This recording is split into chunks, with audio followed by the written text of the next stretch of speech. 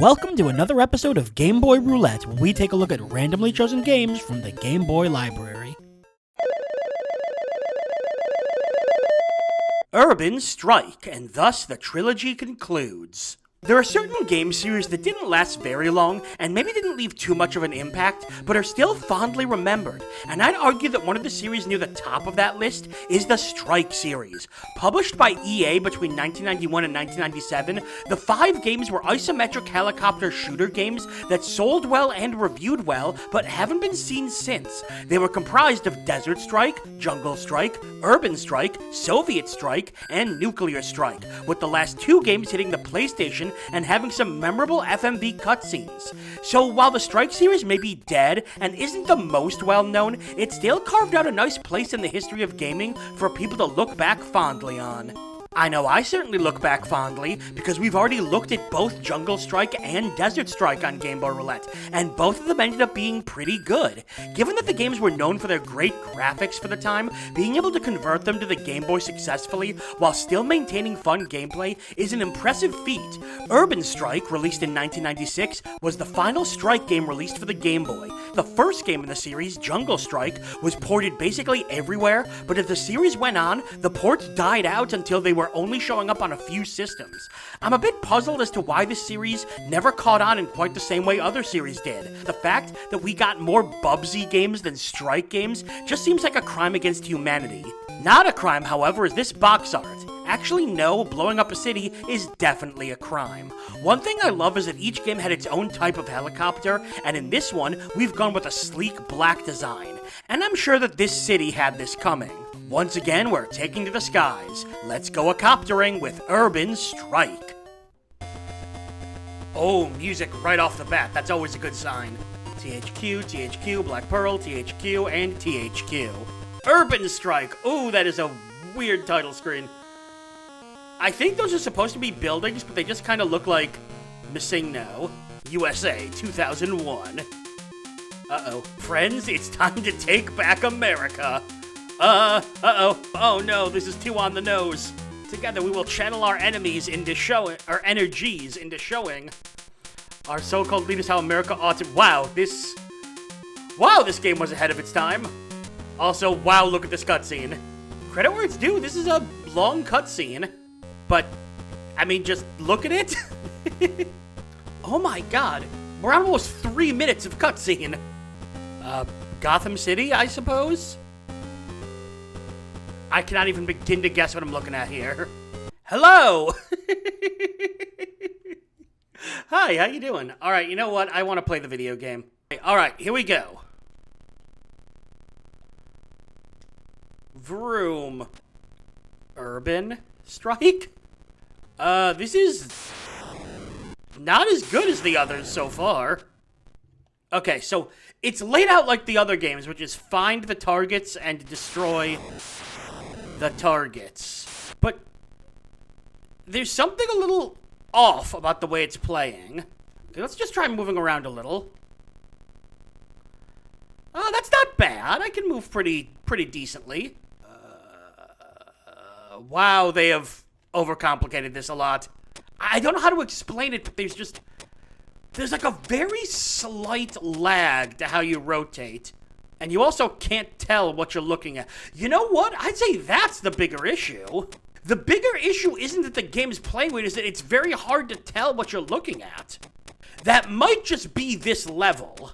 But the problem is, with the Strike games, the levels tend to last for a while. Oh. Hang on, gotta get my new helicopter. I don't know, this one just seems a little more dull than the others. I want to take a look, just for a sec. What do future levels look like? Okay, so later on, it does start playing around with, like, you know, urban settings. But this feels very, very awkward to play. It's a word I use a lot, but in this case, I can't think of a better... Ooh, there was something over there. I can't think of a better word to use for it. And especially since the other two were surprisingly smooth. Should I be killing that piano? What was that? Like, I can't tell what anything is. So you have to constantly go back to the map. Let's see if we can find an bunker. which should be over here. That looks bunker-esque. Oh. Hey, legal break a little out of hand. Want to give him something to remember you by? Sure. I don't know. I'm not vibing with this one as much as the others. I think it very much could come down to the fact that they are starting off on the wrong foot here. For a game called Urban Strike that had a long cutscene taking place in an urban setting, having your first level be a big, confusing jungle? Bad idea. Apparently there are some parts later in the game where you can actually get out of your helicopter and run around and do some stuff. And that's kind of cool. But with the Game Boy, first impressions are super important. And I feel like this one is making a really bad first impression. I remind of a lot of that Turok game we played where the first level was terrible, but then the second one was really a lot better. But the problem here is that, again, the Strike games, levels take a while. So having one area of the game, the first area, be like this,